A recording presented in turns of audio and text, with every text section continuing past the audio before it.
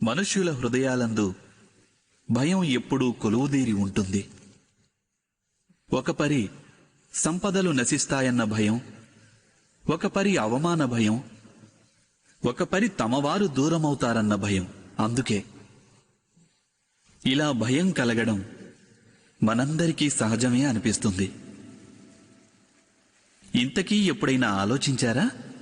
ఏ స్థితి లేక వస్తువు భయానికి కారణమవుతుందో వాస్తవానికి దానివల్లే దుఃఖం కలుగుతోందా?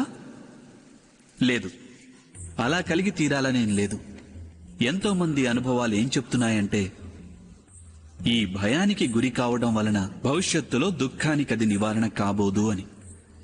భయం కేవలం రానున్న దుఃఖం యొక్క కల్పన మాత్రమే. వాస్తవికతతో దీనికి ఎట్టి సంబంధమూ లేదు.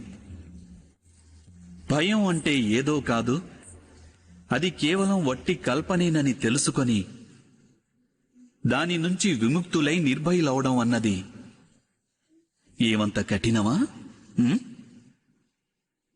దీని గురించి తప్పక ఆలోచించండి.